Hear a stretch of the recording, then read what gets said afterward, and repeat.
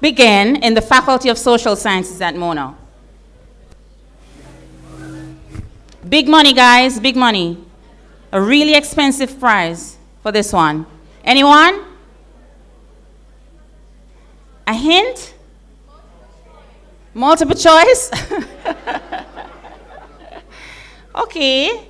Anyone first before I give you a hint? This is a really expensive prize we're giving away here. 19 what? 19 what? 59? Kind of close. All right. So multiple choice then. 1960, 1962, 1965, 1970.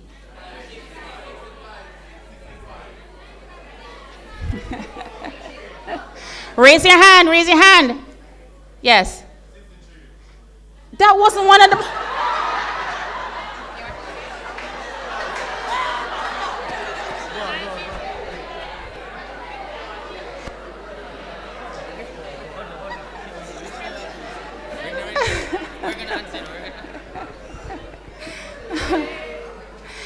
Thank you so much for being a good sport. All right, you really deserve a prize for that one. But that's not the correct answer. Who else? Come on, come on.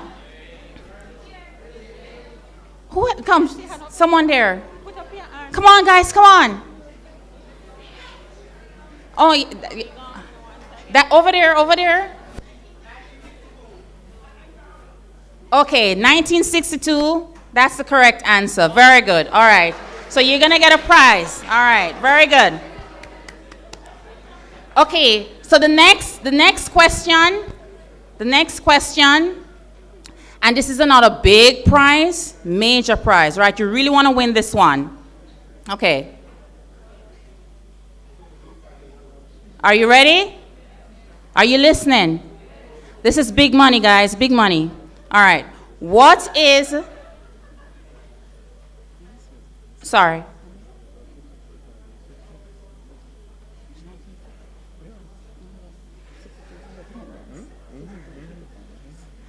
Okay, guys. So I was being a good sport and I gave you the wrong answer. And I said 1962. Why did I stick to 1962? What's so special about 1962?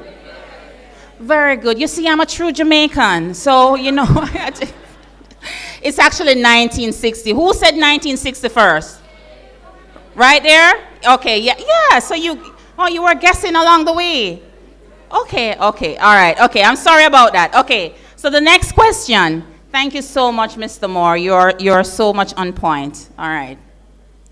We just celebrated independence, so it was still in my mind. All right, good. Okay, so what is the name of the vice chancellor and the campus principal? Come on, guys. Vice chancellor and the campus principal. Anyone? You're Googling. You are so Googling. Okay, go ahead. Come, raise your hand so the mic can reach you. The microphone can reach you.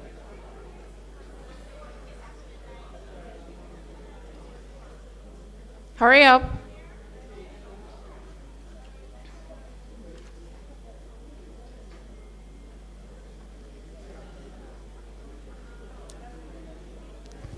And you're actually looking on the phone.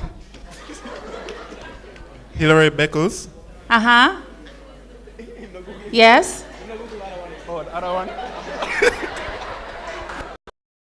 Number, his email address, who are the tutors in the course, what are the schedule, what assignments are there going to be, how much are they worth, all critical information. Also, before you start classes, find the lecture room where you're going to have your class. So you've all probably gone through the general orientation. We now have a schedule for where all your classes are. Find your lecture rooms before you start. Make sure you buy your textbooks. They can be used, you can rent them. But be cautious if you're buying a used textbook. Often what some students do, they highlight. And this is something I did as an undergraduate. I love to highlight. And you know what highlighting does? You're so focused on highlighting, you're not really reading the text.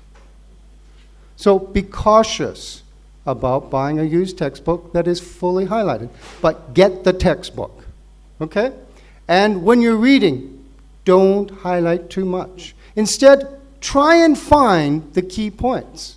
In fact, now when I'm reading, I never highlight. I almost never mark up any article or chapter I'm reading because I find it distracts me too much from the key points. Find a quiet place to study. And make sure that is the only thing you do in that place, is study. Don't talk to people. Don't use it as a place to socialize. Don't use it as a place to eat. This should be your place that you study and only study. And make sure you have a place at school and at home too. Make sure you prepare before each class, okay? So what you should do is read any of the assignment material before. And when you're reading, ask yourself a few questions before you start reading. I know it sounds a little silly if you haven't read the chapter yet, but ask a few questions. What do I want to know? What is important in this? And you can help yourself by looking at the back. Sometimes there's a list of questions at the back of each chapter. Okay? Mentally summarize what you've read and try to identify the key points and then review what you've read after you've read it. And they call this strategy the read, revise, and review strategy. Also, attend each and every class. Don't skip a class. You may think that the lecturer repeats what you've read in the textbook or what's on the slide. In fact, when we were creating a new measure of student perception of teaching, what one of the students said to us is, I can read just as well as a lecturer. Meaning all the lecturer did was read from his notes. Most lecturers will try to provide something more, so make sure you go to each and every lecture. And before the lecture, try and think of one or two questions that you want to ask your lecturer about the material. Okay? And try to ask the question. I know it's very hard sometimes when you're in a big class, you think nobody has that same question. When I was an undergraduate student, my research supervisor thought he delivered an excellent lecture. No one asked any questions. He went back to his office, and there's a line of students. Student said, "Sir, you know, it was a wonderful lecture, but I didn't understand this point." So he explains it, and the next student comes by. He realizes nobody understood what he was saying. He actually, out of that, developed a concept called pluralistic ignorance, meaning that everyone in a giant lecture hall believes that they're the only person who doesn't understand what the lecturer was saying, when in fact, nobody did. Okay.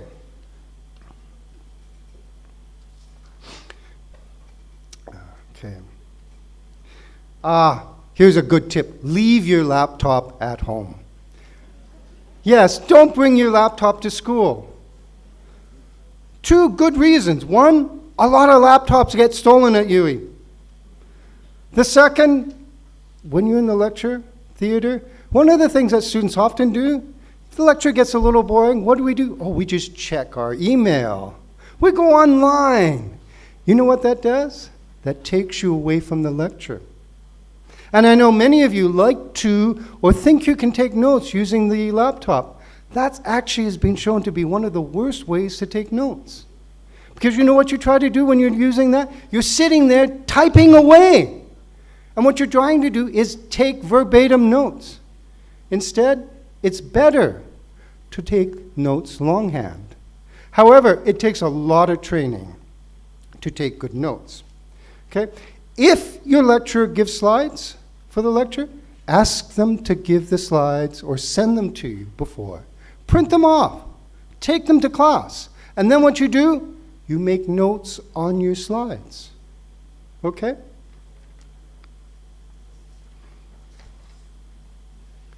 After class, go over your notes, the slides, and any other material that your lecturer may have provided. And then look and say, what was it that I didn't understand? What questions do I have? Okay? This serves to identify any problems you may have with the material and to solidify what you've learned. Now, finally, I want to give you some tips for study. And you know, most students really don't know the most effective ways to study.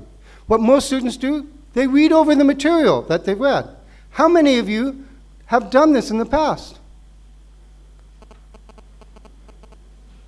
Great, yeah, that's actually the most common method of studying. But you know, that has been demonstrated to be the least effective way to study. Instead, after each lecture, pretend you're the lecturer for the course. Think, if I was a lecturer for this course, what questions would I ask? What were the key things that I could ask and create a question about? And then write 2 to 3 questions.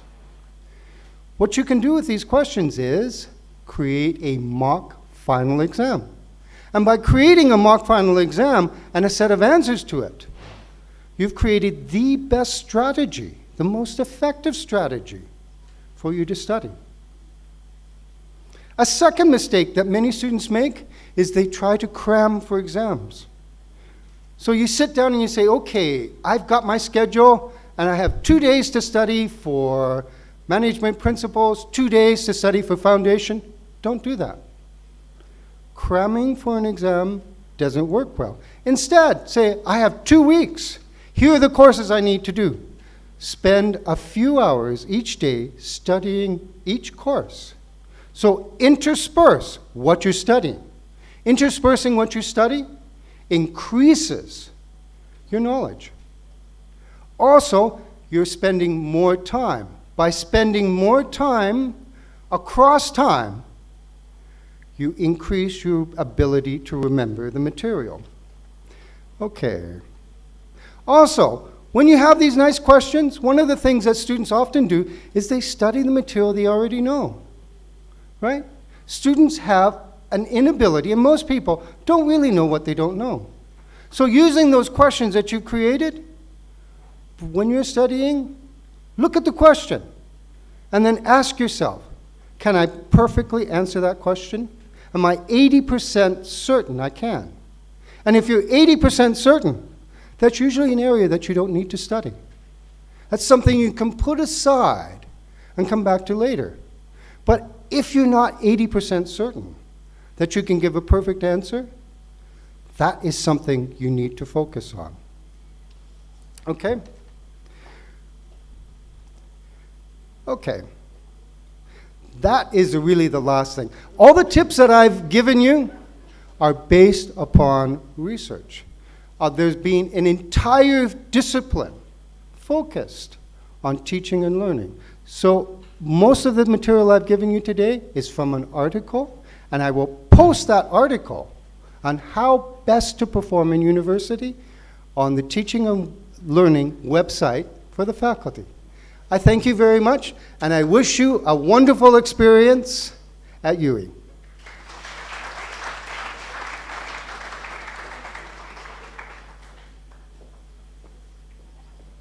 Thank you so much, Prof. Lips. Okay, so up next we have another important member of our faculty. He is the head of the Department of Economics, Professor David Tennant.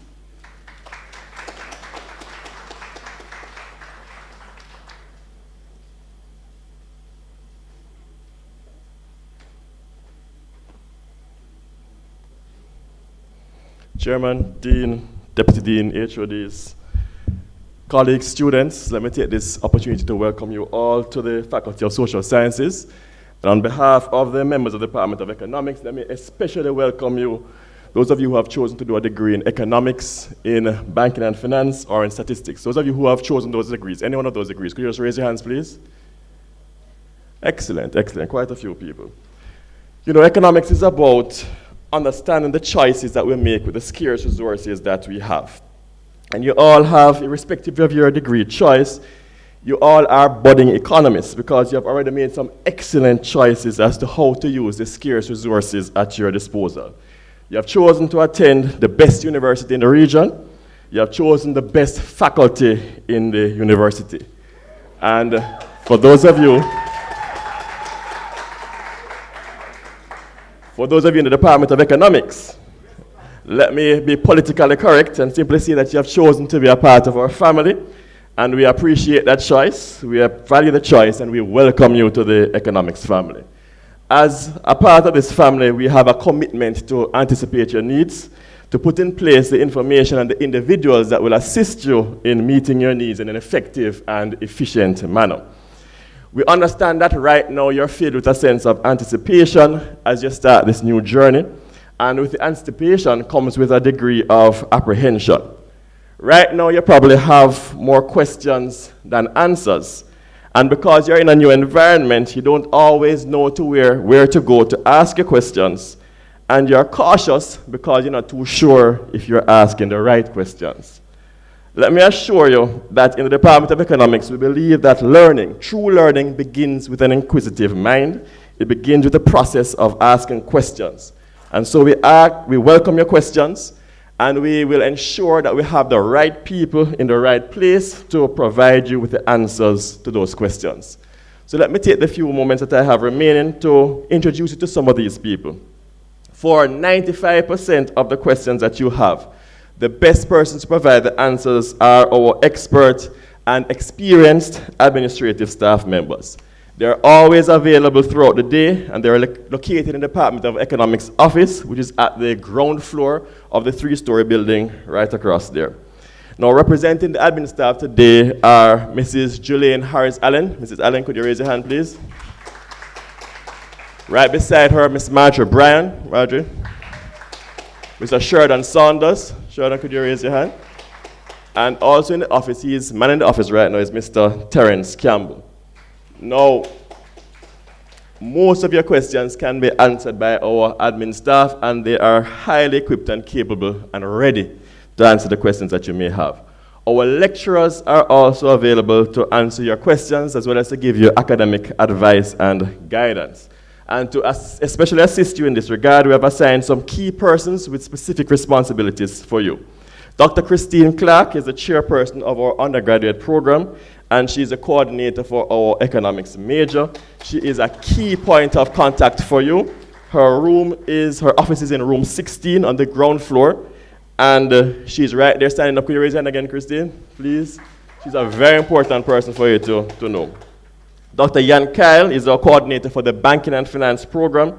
So he's available to assist you with all of our banking and finance questions. He's unavailable for this week, and so what we have done is we have assigned the equally capable Mr. Keno Morris to act as Dr. Kyle's replacement in his absence.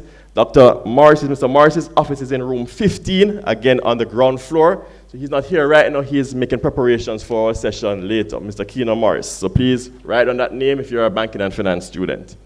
Dr. Nikisha Spencer, she's the coordinator of our statistics major.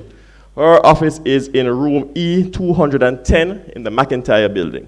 The McIntyre building is a peach building right across the ring road,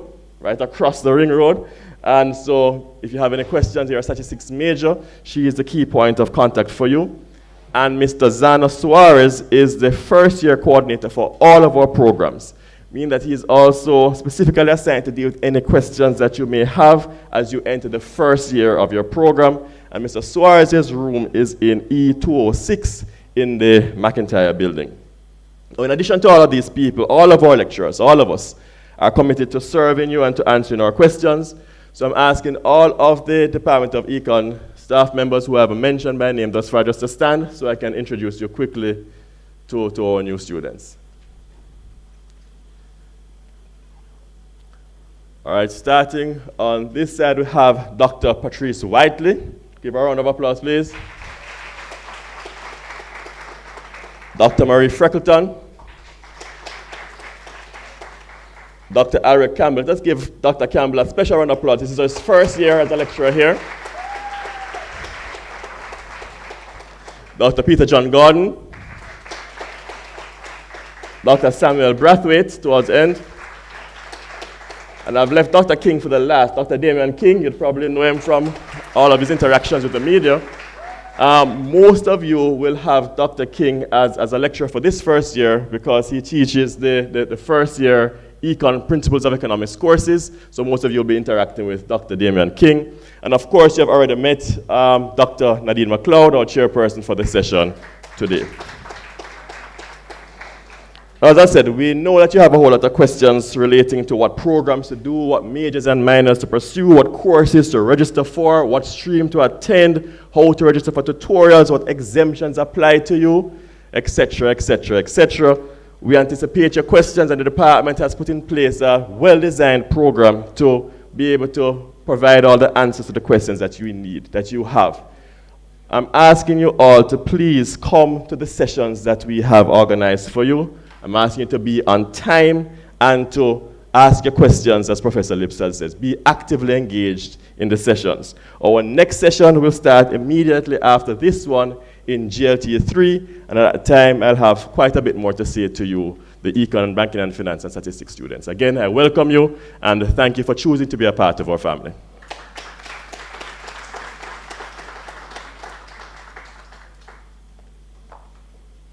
Thank you so much, Professor Tennant. I need to introduce to you another important member of our faculty. He is Mr. Michael Williams, the director of Mona School of Business and Management.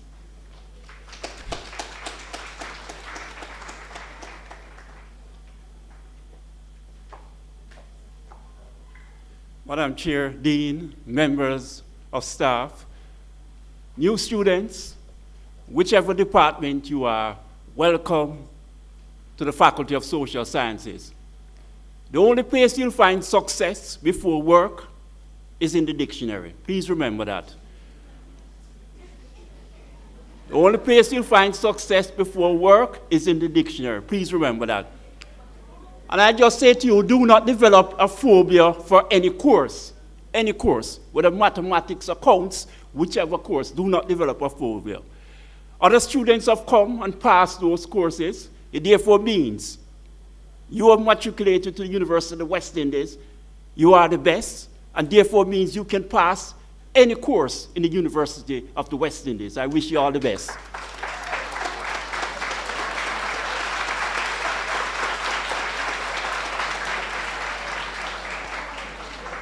Very good. That round of applause sounds like you really got that, and therefore we expect to see a lot of A's this semester, right, guys? A lot of A's, yes, very good. All right, so now I want to get to know some of you again. You know, I like to know you guys. Okay, so I need 2 volunteers to complete 2 sentences. You know the drill. 2 volunteers. Just raise your hand so we can pass the mic to you.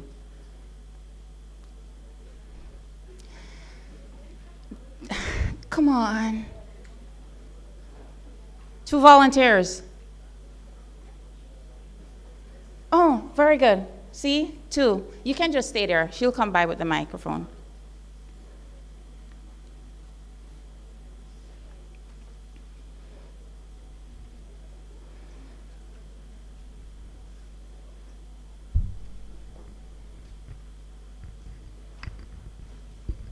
My name is Yanni Dixon. I'm majoring in accounting, and I chose UWI because it's the best.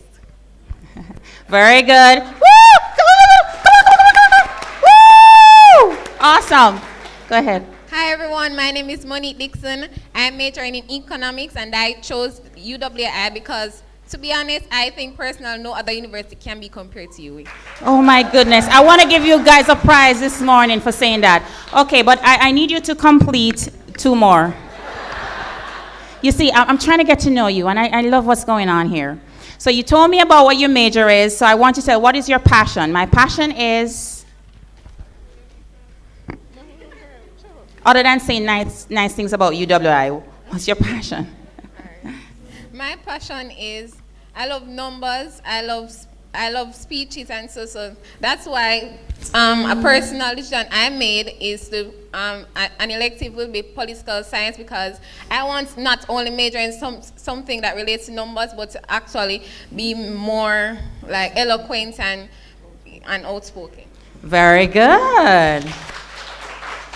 My passion is, or I'm passionate about? It's similar to Monique's. My passion is numbers. That's why I want to become an accountant. Well, a certified public accountant. That's my Awesome. Okay. Oh, hold on. No. Don't give up the mic. I'm trying to get to know more about you.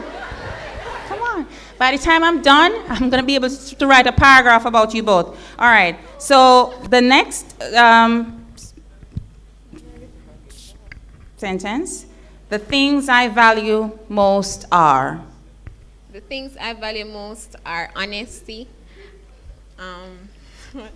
Very good. Sound like a true Jamaican. Together, we value honesty, trustworthiness, respect, and someone who works hard for what they actually want to achieve and not just walk around. As the director of the Mona School of Business and Management says, success does not come before work in the dictionary. So that is something that they're the only places.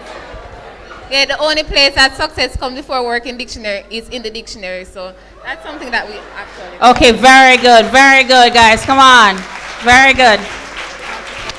Awesome. Okay, so we want to give away another prize this morning. Remember, this is we're giving away stuff, expensive stuff. Okay, so I want someone to answer this question. All right, and we value honesty, as she said. Okay, what is your first impression of the faculty?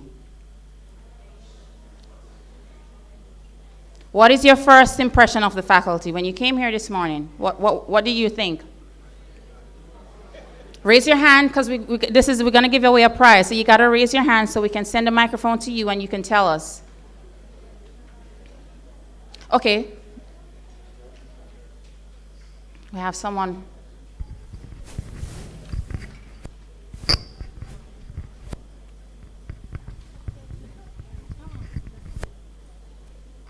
I want you to stand. Good morning, everyone. Good morning. My name is Dejan Harris. I'm majoring in management studies. I'm a bit shy. It's a lot of people. Ask the question again, please. What is your first impression of the faculty? My first impression here was when I was in sixth form. And the impression that I got from UWI was a very perfectionist school. You know, it was a high profile faculty. I'm very shy. I'm nervous. Sorry, guys. Okay. So the thing is, here when I got here, the people was very respectful. I feel appreciated when I walked in, and I must say it's a great faculty. So the first impression I got here was just love, you know, and that's the basic knowledge of everything. Awesome! Woo! We're off to a wonderful start. Awesome. Okay, another prize. We're giving away stuff. It's an exciting morning. We like to give away stuff inside here. All right. Now, the next question. What are the faculty colors? Okay, she raised her hand. Can you pass the microphone to her? She was the first. Where is?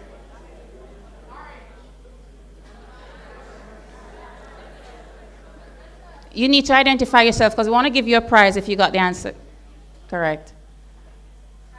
Hi. Hi, Michaela. Okay, so what are the faculty colors?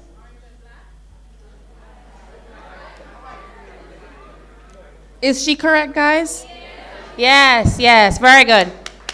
Awesome. Okay, so now I need to introduce you to another special person of our faculty. We're going to ask a representative from the head of Department of Government, Miss, oh, she's not here? Yeah? Not here yet? Okay, so we're going to ask is Dr. Taylor. Oh my God. Okay. All right. So this is like, I'm going to have to give a big intro, okay? This is an amazing person. He's the head of the Department of Sociology, Psychology, and Social Work. He's the, I said amazing? Amazing Dr. Orville Taylor. All right, come on up here and say hi to my friends. Woo! Woo!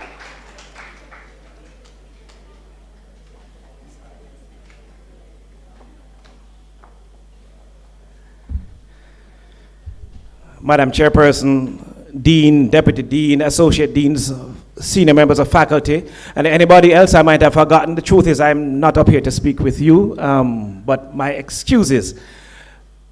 Students, good morning. How are you? You can do better than that. Good morning. Welcome to the Faculty of Social Sciences. And let me tell you very quickly, the Faculty of Social Sciences has the record and the reputation of being the faculty that is most relevant and most concerned with the affairs of students in the entire University of the West Indies. Clap yourselves.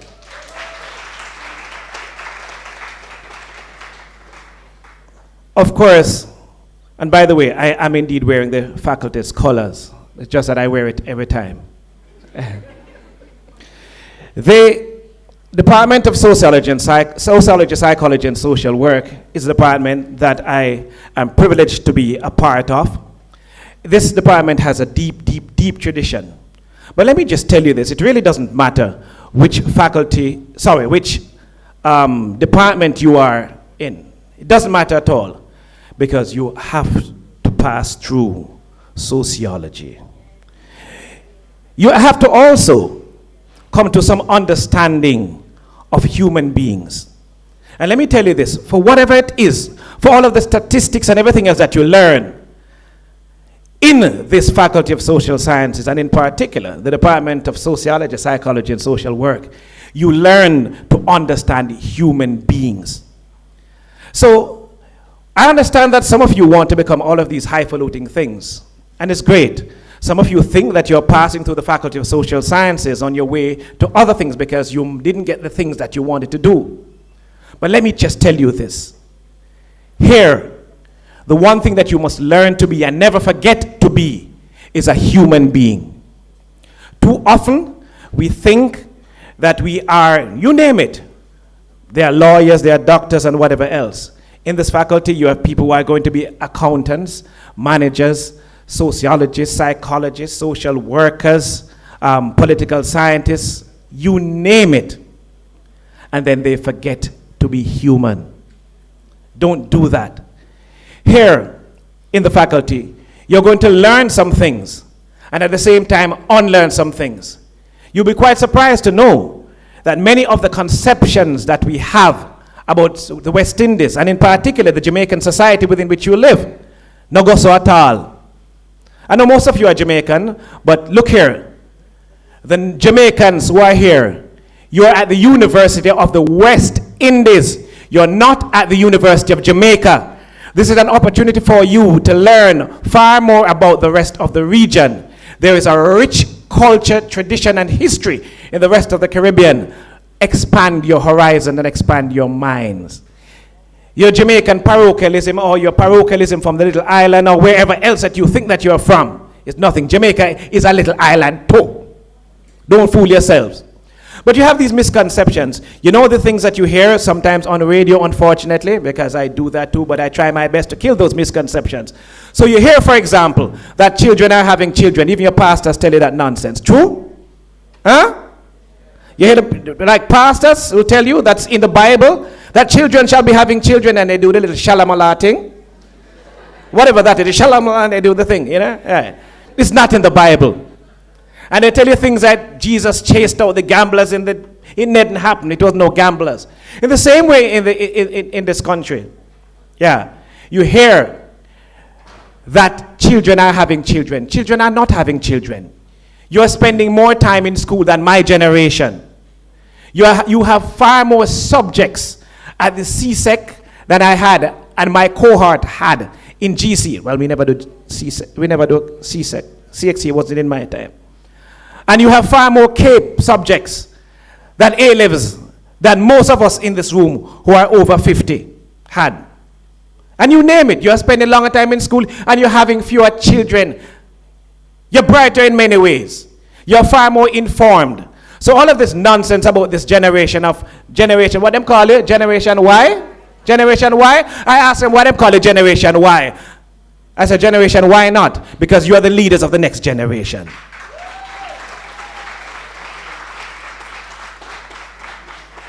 Take your time. Discover the truths. Make the data speak for themselves.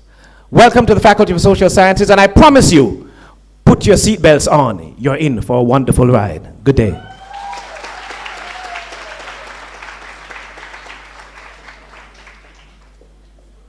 Thank you so much, Dr. Taylor. Another important person of the faculty. She's a representative of the Department of Government, Miss June Pinto.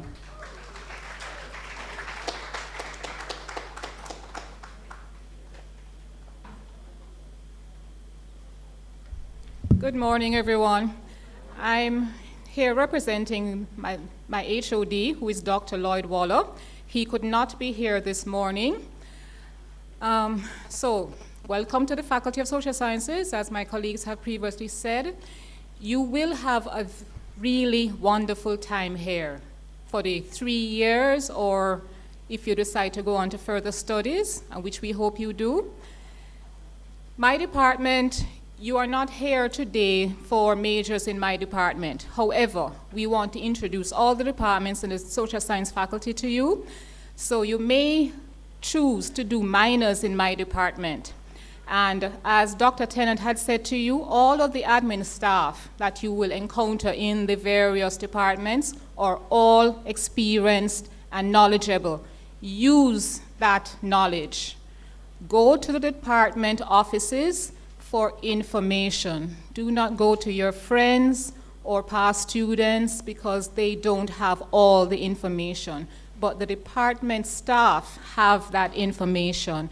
And if we don't have it, we know where to go to get the proper information for you, all right, to advise you. So I'm not going to stay here very long, just to welcome you on behalf of the Department of Government. And if you choose to do minors in my department, please come and visit us. Our office is located on the 2nd floor of the 3-story block, which is right next door here. All right?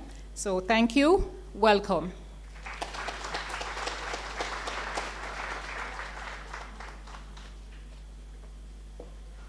Thank you so much, Ms. Pinto.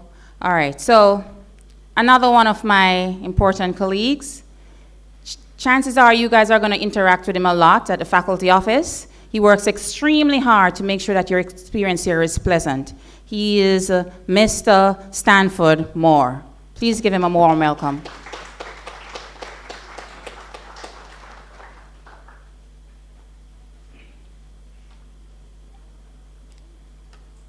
Colleagues, greetings and welcome back at the start of this 2017-2018 academic year.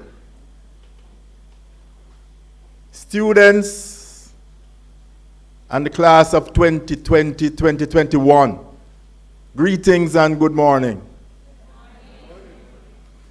You have come into a university that I can safely say it's mature. Could you tell me how old is this university this year? I'm happy that someone knows that. I don't have a prize for you, but at least we know how old we are. That means you have a lot of persons who have gone on before you, and believe me, you'll have a lot of persons coming in after you. Okay?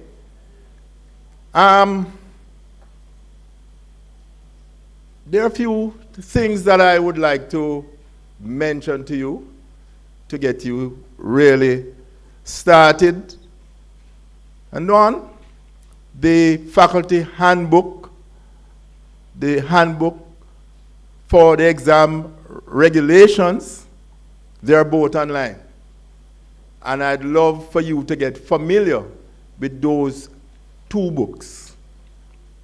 You won't be able to read through everything and understand everything, but every now and again, consult it and try to know what's going on. When we selected you in the past summer here, as far as we're concerned, we have selected winners. We do not expect anyone to come here and decide that, boy, I can't manage, I'm going to drop out, and, all sorts of story. We select winners. We spend our time, we look at your record, and we said, yes, this is the person we'd love to have with us. So we made you an offer, be it full-time or part-time. Please know your status. Please know your status. Am I a full-time student or a part-time student? A part-time student don't mean that you come in the evening. We have this notion that part-time means you come in the evening. In the social sciences, when you're part-time, you only do 3 courses per semester. A full-time student, 5 courses per semester. A semester is 13 weeks. So, when you start with us now, you'd be in class for 13 weeks. And please attach 3 more weeks for your exams, your final exams and so forth. Okay, so don't go and make plans to travel after 13 weeks. And tell somebody that I tell you that it's 13 weeks. Okay? Please remember, you have to consider the period for examinations. And note, our exams are internal examinations. And I point that out to let you understand that if you come to class, if you read the material, you're not supposed to fail. CXC come from somewhere else. CAPE come from somewhere else. And you pass all those exams. You will be doing internal exams. The exams are set by the same person who you'll see over the 13 weeks period. So if you have your material, you read your material, you come to class, you ask questions, you do your examinations, you're not supposed to fail.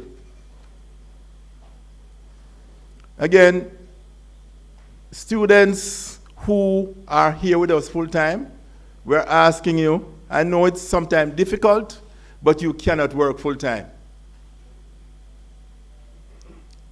If you decide to work full time, that's a recipe for disaster. If you know you're going to work full time, please ask for your status to be adjusted to part time, or don't do more than 3 subjects.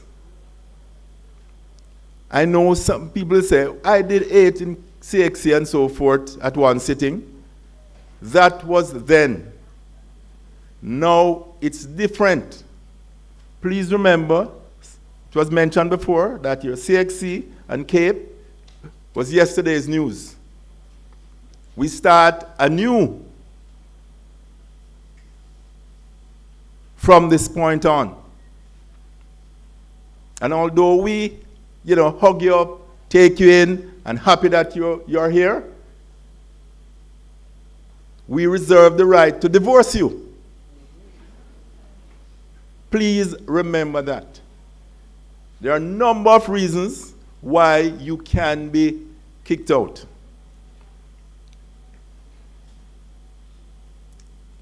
Poor performance.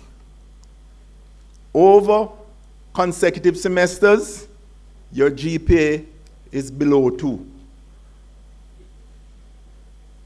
At the end of that period, we'll ask you to withdraw. After the first semester, we'll give you a warning. And please don't sit waiting and say, I did not get the warning. Yeah? If your GPA is less than 2, consider it a warning. The warning will come sometime after. But I can bet you'll be locked out of the system once for consecutive semester, your semester GPA is below 2. We will divorce you for exam irregularities. Cheating, we don't go for that. Plagiarism, which you'll hear more about, is also a serious crime. Okay? There are other things, but those are 2 quick ones I'd like to run by you.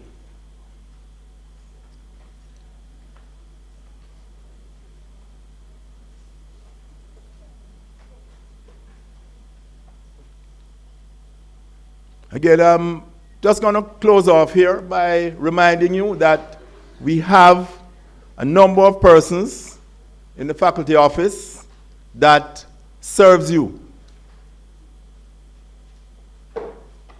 Okay, your first line of defense is not to run to the faculty office, but to your department. Start at your department, and if they can't handle it, they will refer you to the faculty office. The faculty office runs between 8:30 and 7 p.m. as of next week. Okay? You will have a number of persons there to provide service to you. Please do not come with your posse. Yeah? One person come for service, but they have 10 persons standing behind them. What do you need? I come with her. Yeah? Right? Please do not come with your posse. Again, we have faculty office staff. The first person you'll meet here is Miss Susan Grosset.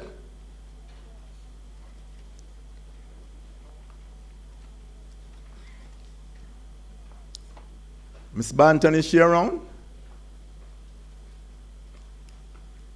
Okay. They're the person who will serve you during the day, but later in the afternoon. Miss Walters.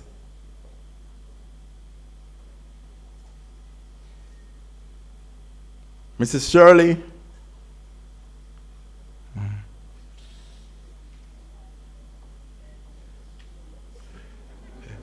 She will start with you, but you know, she will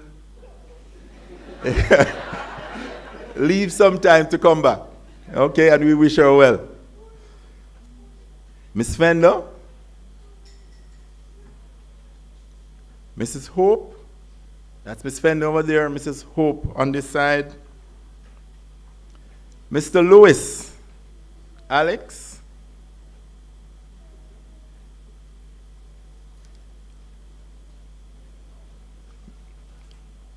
Okay, Alex might be outside trying to get things in order. He's in charge of maintaining, helping to see that the facility is fully maintained. Miss Reed?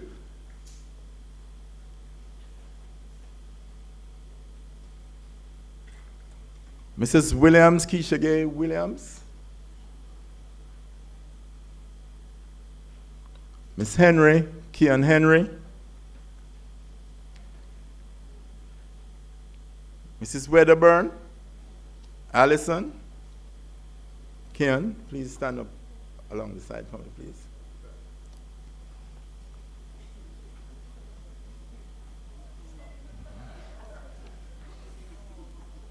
Miss Sigree, Marjorie Sigree.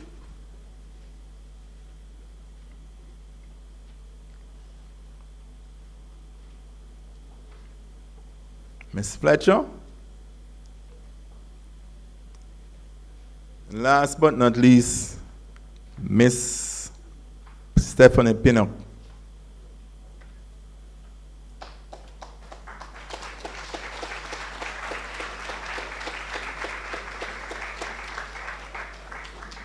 Guys, when you come to the faculty office, these are the persons who will serve you. please be respectful. Know who is serving you. So if you have to come back, you can say where you started. There are some other persons which I will mention their name. We have okay, you can sit for me, ladies. The service staff. Those are the persons who ensure that you're sitting in a clean environment. And we are going to ask you to maintain the clean environment. Do not throw plastic bottles or papers willy-nilly all over the place. Do not deface the walls. It's expensive to paint. Okay? We have Mrs. Sandra Fagan. Don't know if she's around. Yes, she is. Miss Pauline Bryan. Mr. Ashley Daniels. Mrs. Pauline Williams-Menz. Miss Andrea Rennie.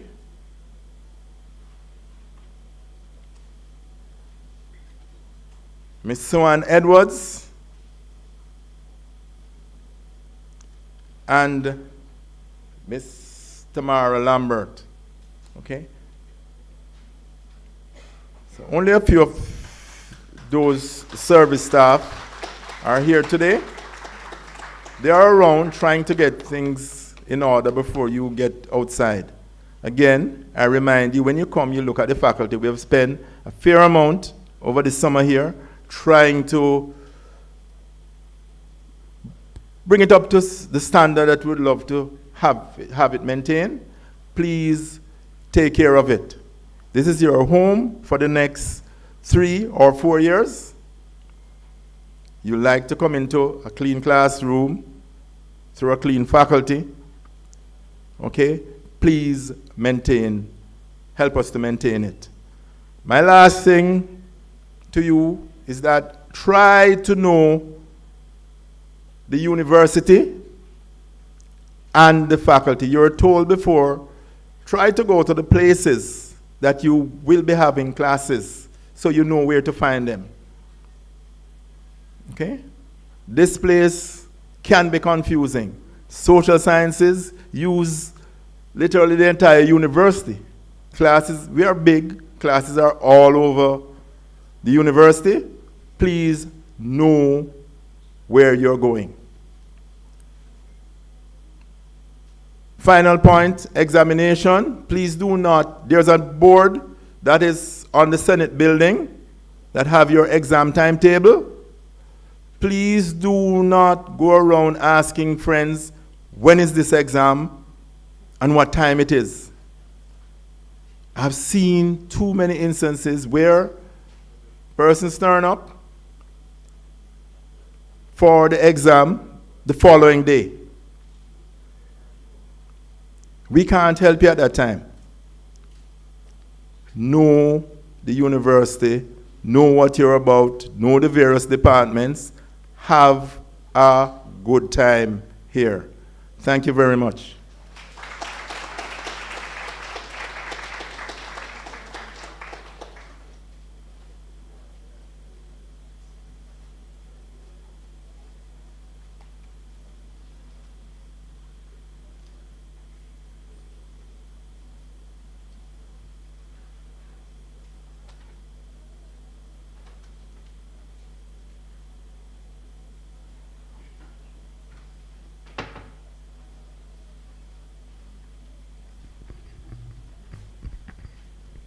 Okay, now give another round of applause for Mr. Moore. I think you have been informed.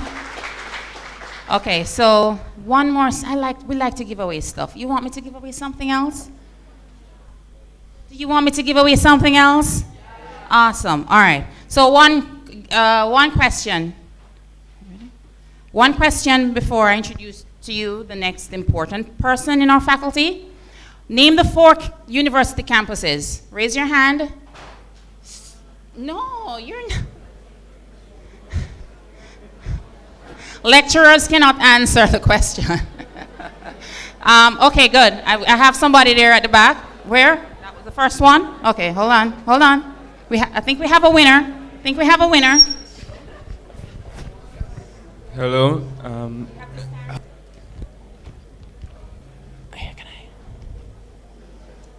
Campbell campus, St. Augustine, Mona, and Jamaica Western campus. Close,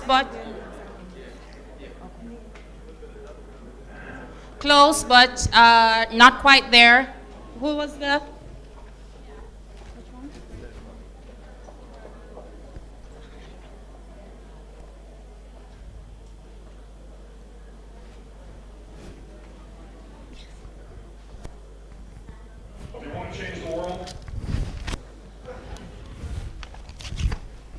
Hi, good morning. Yes, Cave Hill, St. Augustine, Mona, and Open Campus. Is that correct?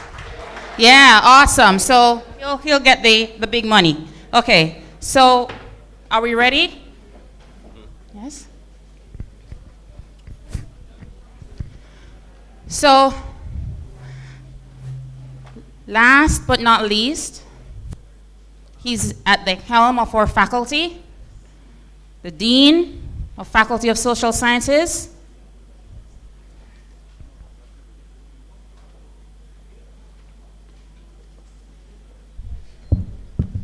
So I don't deserve an applause? I didn't get to make my big intro. In any case, Professor Ian Boxell, guys. Okay, you can go now. Round of applause. Okay, thank you and good morning. I think all of the speakers have indicated that you've chosen correctly. You've chosen a faculty which has a long and distinguished history, and so there's no need for me to go through that again. Part of what I was going to tell you was about that, but what I'm going to say is, in fact, what I'll start by doing is asking you a question, and this was not planned. I just thought about it. I was going to tell you the answer, but I'm going to ask you the question. And before doing that, let me recognize our students in SR 10 and SR 16 who are watching us via a live stream, and the live stream is being provided by the UWI Community Film Project. There are the members there who are working here, so give them a round of applause.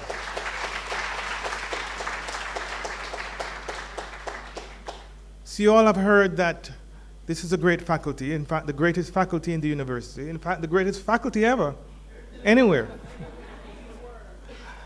And the Faculty of Social Sciences, from whence came Carl Stone, George Beckford, Arthur Lewis, and many others that you'll come to learn about during your 3 or 4 years with us. But I want to talk more about the University of the West Indies, because this is a university which was formed in 1948 as a medical school and also as a research school through ISCR, which is now the Sir Arthur Lewis Institute of Social and Economic Studies. This school was formed to train the people of this region, and it was part of the University College of London. And the question which was asked of you earlier about the 4 campuses would explain why there are 4 campuses and they stretched across the region, because this university was first established to serve the people of the Caribbean region. And so we believe that our first and most important stakeholder are those people to whom you will return having passed through this institution. So while you're here, always remember that those are the people for whom this university was established. And there are 17 countries which is served by the University of the West Indies, even though we know there are many who've gone on to serve on the world stage. So here's my question to you. The University of the West Indies has produced a number of Nobel laureates, and we need to make a distinction between the Nobel laureates, those who have received awards for having done outstanding work in specific fields like medicine, literature, etc. And we need to distinguish that from the Peace Prize, which is given to someone who's contributed to the formation of peace during their career or over a select period of time. The University of the West Indies there are 2 Nobel laureates associated with this university. And in fact, there are 3 persons who shared in the 2007 Nobel Peace Prize. And this prize was awarded for the work, persons who did work on climate change. And we have 3 persons who were awarded, one from each campus, Mona, St. Augustine, and Cave Hill, who shared in that prize. But what I want you to do is to give me the name of the 2 persons who were associated with this university who won the Nobel Prize. Okay? Now, and I want you to also give me the countries that these 2 persons were born in. And if you were to do that, I have $3,000.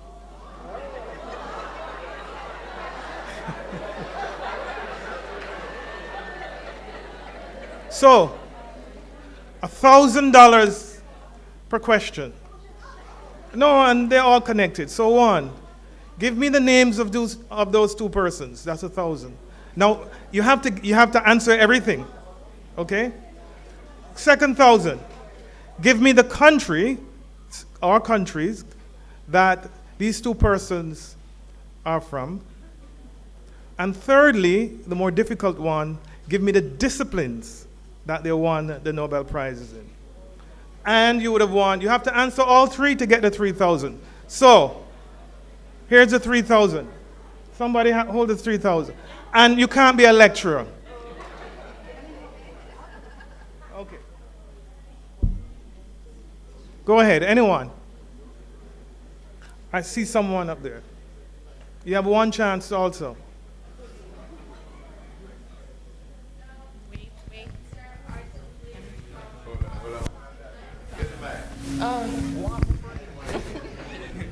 Hi, I have to stand. Okay, hi. Okay, so the first person is Sir Arthur Lewis from St. Lucia. He got it for economics, and the other one is. No, Google. No Google. Exactly. Okay. Let's try someone else.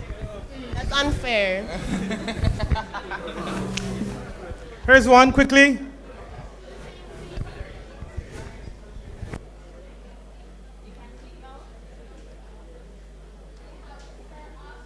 What are you reading, ma'am?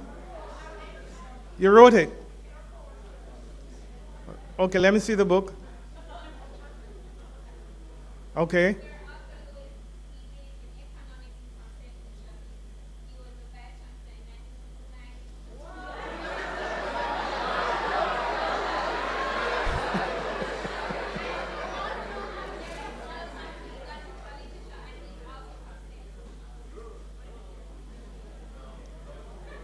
What year did they win it? Oh, okay, that's good. She's correct. Give her a round of applause. Yeah, as promised, we keep our promises. You get $3,000.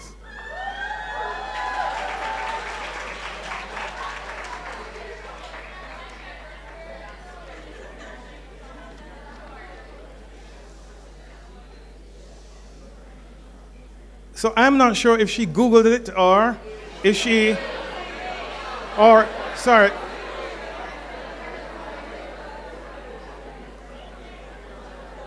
Or if she knew, but either way, it's important that we know who our heroes are, who've gone before us.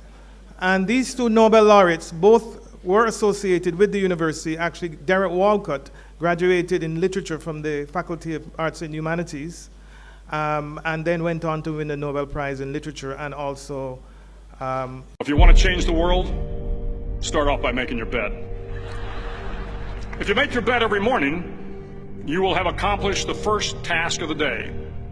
It will give you a small sense of pride, and it will encourage you to do another task. Remains, I think, and I could be corrected by one of the economists, the only person of African descent who has won a Nobel Prize in economics. I think to this day, he won it in 1979, and Derek Walcott won in 1992. We have there's one other Nobel laureate from the Caribbean region, and that person is Vida Naipaul, who is from Trinidad and Tobago. So we have a history of Nobel laureates from this university who have done quite well. So in a sense, this is not only a regional university, but this is a university that has produced many global stars. And so you are following in their footsteps. But I also must bring your attention not only to those persons who have done well, but the exact place that you are now is a very important place for historical reasons. The University of the West Indies is actually formed part of a plantation that stretches as far as Papine, the whole plantation, this entire area. And in fact, it is quite possible that beneath you are the bones of slaves. No joke.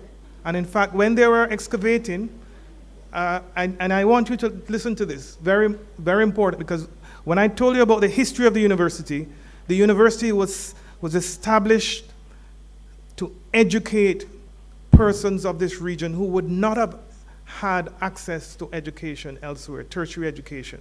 And in a sense, were privileged, and in many respects, you are privileged, because only about 15 to 20% of persons from the Caribbean actually get tertiary education. So another 70, 80% do not, so you are privileged. But the point about this being a former plantation is very important, because whether you are of African, Asian, European descent, we all, as our former Vice Chancellor say, we all come from the Cane Piece, because it was the plantation slavery, it was plantation economy that created what we now know as the West Indies and these countries. So I want, as I have done in the past, to ask you to stand for 10 seconds of silence in honor of those who are below you, those persons who worked very hard so that all of us could be here.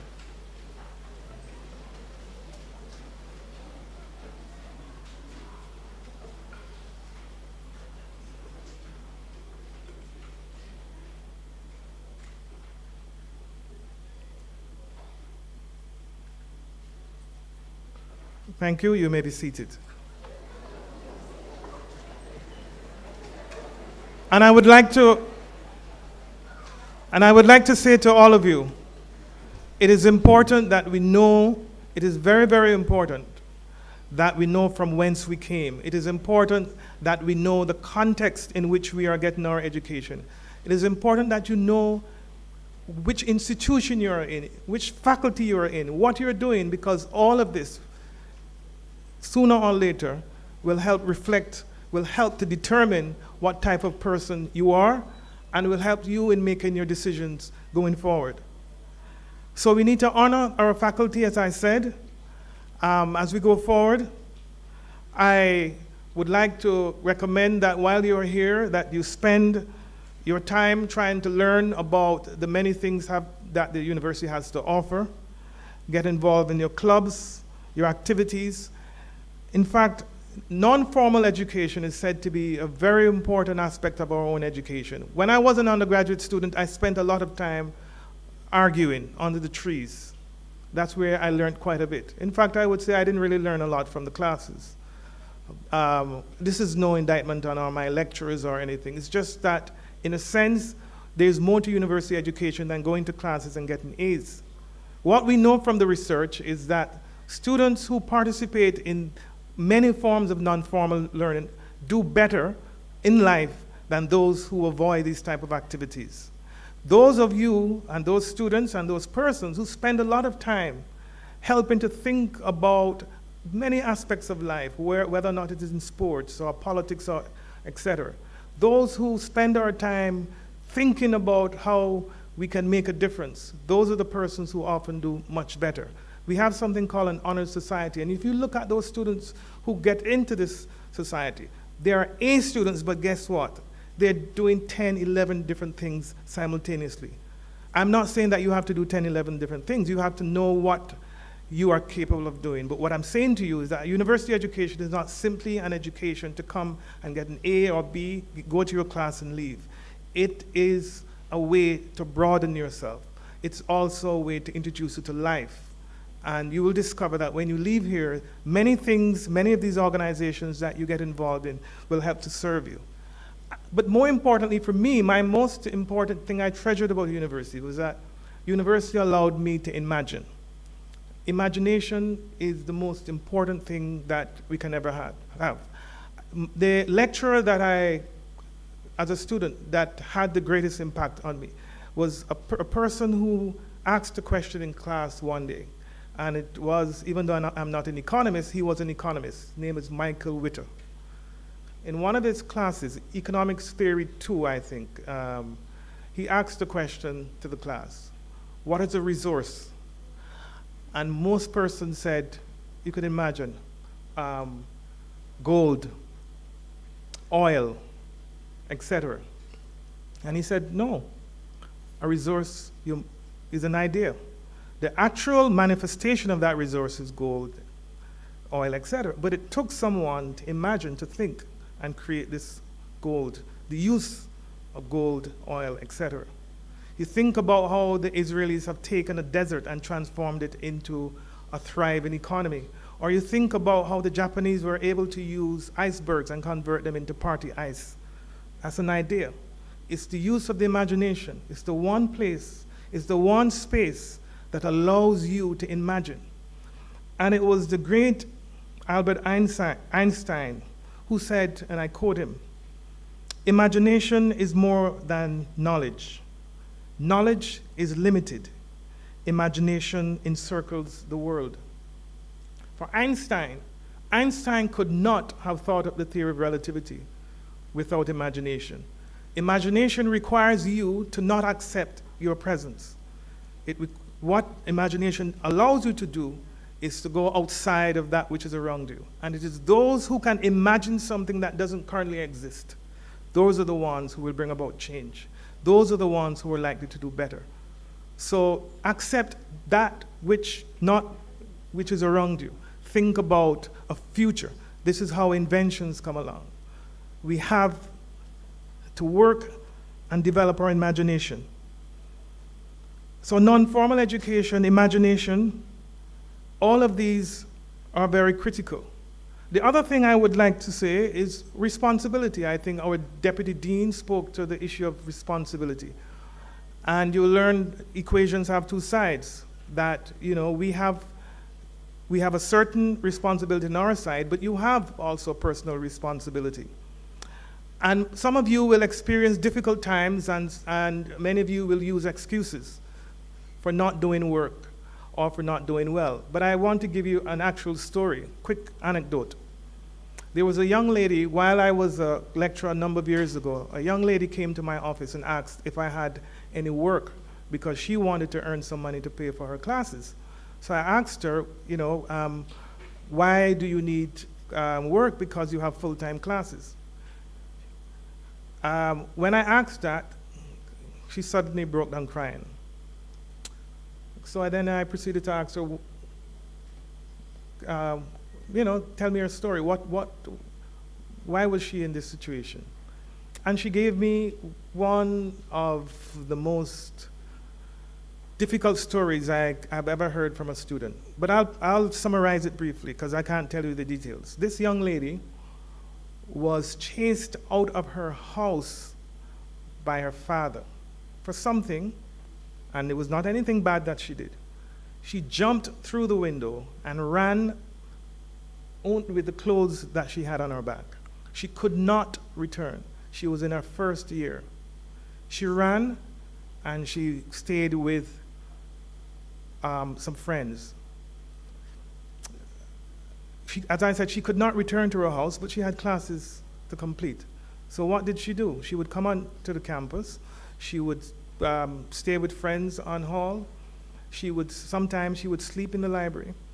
To eat, she would occasionally beg, go among students and ask them for help. She had a very, very difficult time. Now, interestingly, she, in her first year, had been doing very well, so she was able to get little jobs, odd jobs, in order to pay for her education. And she did a few courses every time she was able to do this. And her degree was 4 years, but she completed in 3 years, but she completed in 4 years. And she worked, she did her best, and by the end of the 4 years, when I saw her at graduation, her name was called for a first-class honors in psychology.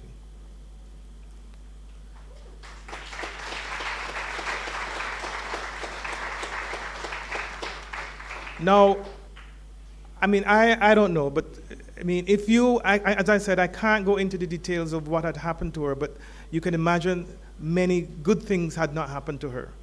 But despite all of this, despite all of her trials and tribulations, she was able to not only graduate, but graduate with a first-class honors. I say this to say that it is quite possible that we have within us more than we can ever imagine to overcome our obstacles.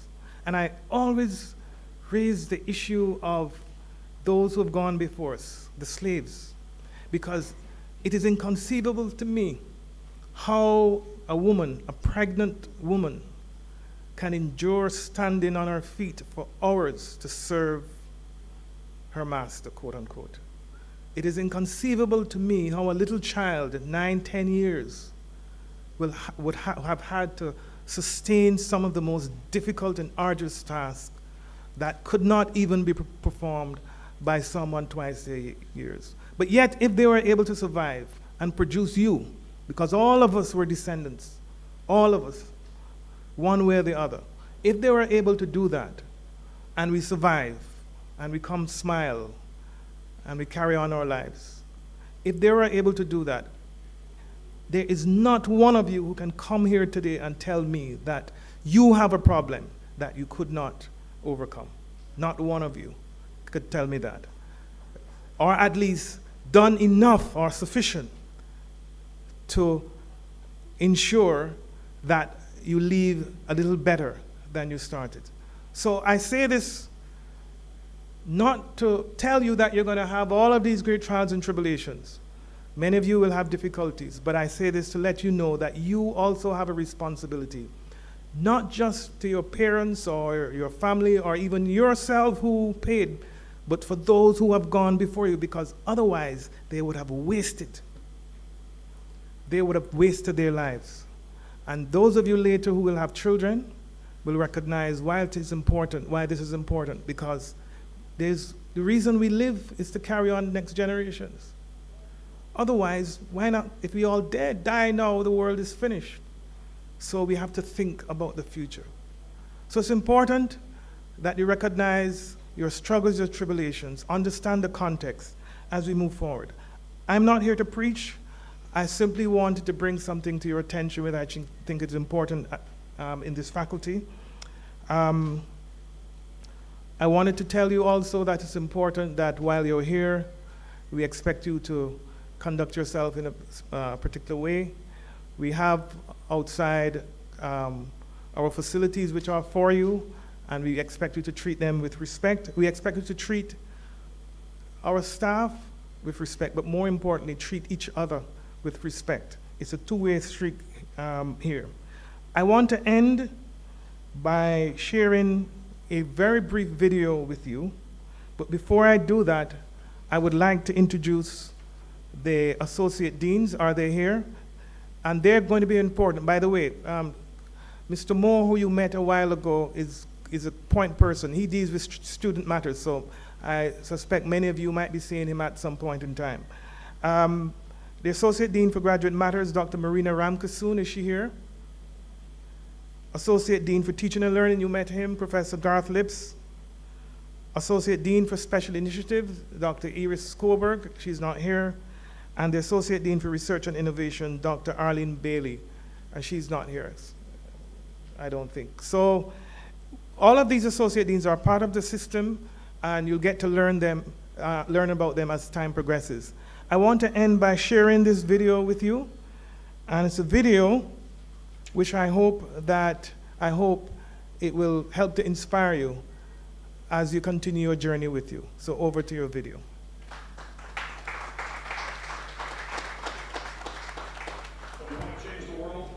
Another, and another. And by the end of the day, that one task completed will have turned into many tasks completed. Making your bed will also reinforce the fact that the little things in life matter. If you can't do the little things right, you'll never be able to do the big things right. And if by chance you have a miserable day, you will come home to a bed that is made. That you made. And a made bed gives you encouragement that tomorrow will be better. To pass SEAL training, there are a series of long swims that must be completed. One is the night swim. Before the swim, the instructors joyfully brief the students on all the species of sharks that inhabit the waters off San Clemente. They assure you, however, that no student has ever been eaten by a shark, at least not that they can remember. But you are also taught that if a shark begins to circle your position, stand your ground. Do not swim away. Do not act afraid. And if the shark, hungry for a midnight snack, darts towards you, then summons up all your strength and punch him in the snout, and he will turn and swim away. There are a lot of sharks in the world. If you hope to complete the swim, you will have to deal with them. So if you want to change the world, don't back down from the sharks. Over a few weeks of difficult training, my SEAL class, which started with 150 men, was down to just 42. There were now 6 boat crews of 7 men each. I was in the boat with the tall guys, but the best boat crew we had was made up of the little guys, the Munchkin crew, we called them. No one was over 5'5". The Munchkin boat crew had 1 American Indian, 1 African American, 1 Polish American, 1 Greek American, 1 Italian American, and 2 tough kids from the Midwest. They out-paddled, outran, and outswam all the other boat crews. The big men in the other boat crews would always make good-natured fun of the tiny little flippers the Munchkins put on their tiny little feet prior to every swim. But somehow these little guys, from every corner of the nation and the world, always had the last laugh, swimming faster than everyone and reaching the shore long before the rest of us. SEAL training was a great equalizer. Nothing mattered but your will to succeed, not your color, not your ethnic background, not your education, not your social status. If you want to change the world, measure a person by the size of their heart, not by the size of their flippers. The 9th week of training is referred to as Hell Week. It is 6 days of no sleep, constant physical and mental harassment, and 1 special day at the Mud Flats. The Mud Flats are an area between San Diego and Tijuana where the water runs off and creates the Tijuana Sloughs, a swampy patch of terrain where the mud will engulf you. It is on Wednesday of Hell Week that you paddle down to the Mud Flats and spend the next 15 hours trying to survive this freezing cold, the howling wind, and the incessant pressure to quit from the instructors. As the sun began to set that Wednesday evening, my training class, having committed some egregious infraction to the rules, was ordered into the mud. The mud consumed each man till there was nothing visible but our heads. The instructors told us we could leave the mud if only 5 men would quit. Only 5 men, just 5 men, and we could get out of the oppressive cold. Looking around the mud flat, it was apparent that some students were about to give up. It was still over 8 hours till the sun came up. 8 more hours of bone-chilling cold. The chattering teeth and the shivering moans of the trainees were so loud, it was hard to hear anything. And then one voice began to echo through the night. One voice raised in song.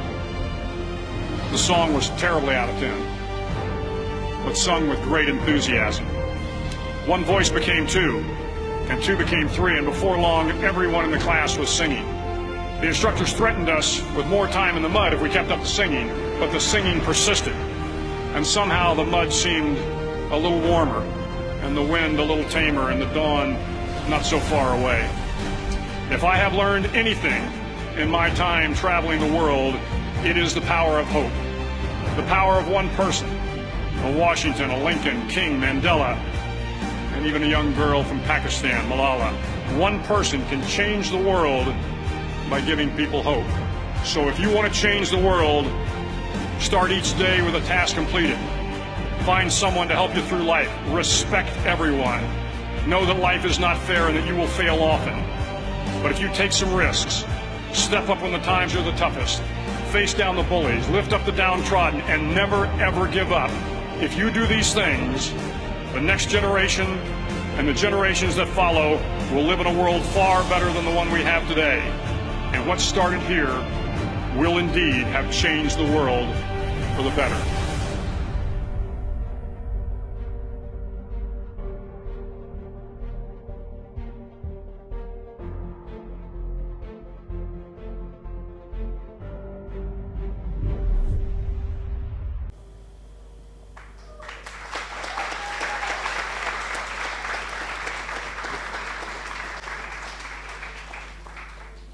Once again, welcome, and go out and change the world. Thank you.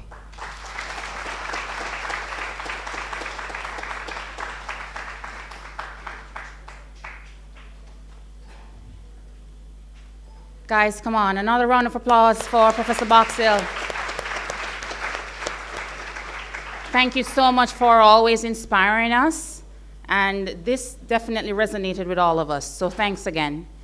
I would love to stay here with you guys because we're having so much fun, but I gotta let you go. I'm sorry. We're way over time, and I know you need to move on to do registration and all that stuff, so we're just gonna wrap it up right now. Again, thank you so much. Thank you so much from all of us for choosing the UWI, for choosing the Faculty of Social Sciences. We wish you all the best in all your endeavors. For those of you who are econ majors, I think you need to make your way to GLT3, and if you're MSBM, then you remain in here. Thank you guys, thank you so much.